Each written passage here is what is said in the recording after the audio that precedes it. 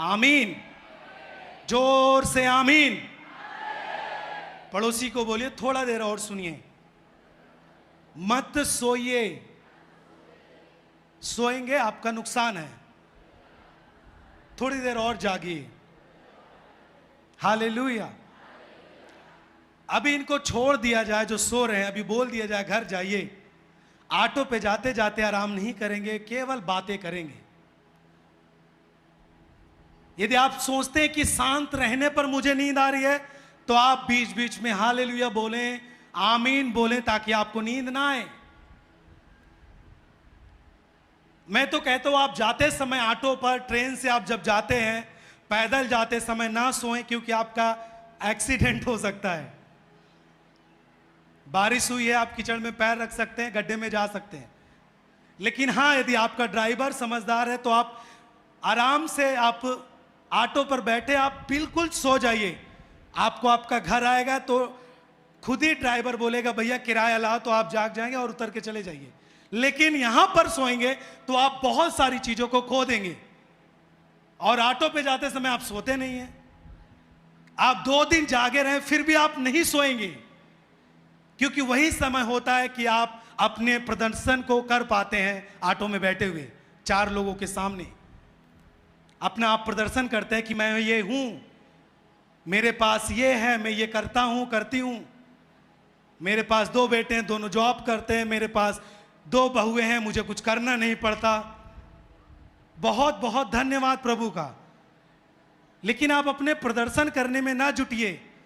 Church में तो जाकर आप सो रही थी, अगर यहां नहीं सोती, ऑटो में भी नहीं सोती तो आपके लिए अच्छा है। लेकिन आप यहां सोती हैं, ऑटो में नहीं सोती, तो ये अच्छा नहीं है। मैं तो कहता हूं आप यहां पर ना सोएं, जैसे आपको छोड़ते आप बैठ कर जाते ही आप सो जाएं किराया दे करके, ताकि आपको ड्राइवर भी बीच में परेशान ना करे। हालेलुया। फिर से जोर से हालेलुया। 3 बार ऊंची आवाज में सब जन।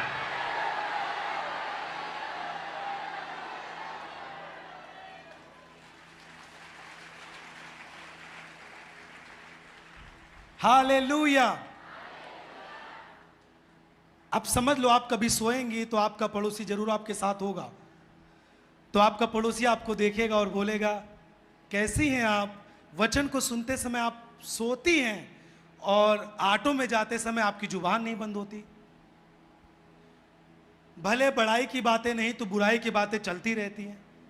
मेरा भी पड़ोसी ऐसा है। हाँ, तुम्हारा पड़ोसी है, लेकिन मेरा 2 घर डाक करके जो घर है ना, वो खतरनाक है मेरे लिए।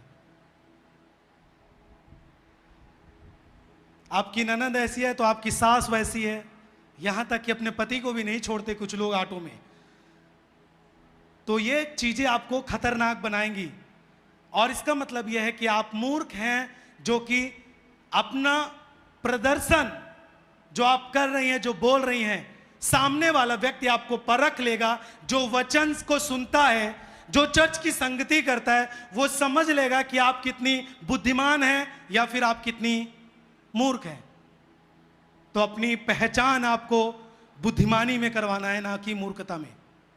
हालेलुया। जब आप अपने कॉलेज में होते हैं पढ़ने वाले, तो आप ऐसा आपका प्रदर्शन हो कि आपके स्कूल के, आपके टीचर, आपके जो आपके साथ पढ़ने वाले, आपके क्लासमेट हैं, वो समझ सके कि आप कितना बुद्धिमान हैं, ना कि आप कितना मूर्ख हैं। आप अपनी बोली के द्वारा, आप अपने कार्य के द्वारा आपकी पहचान होती है।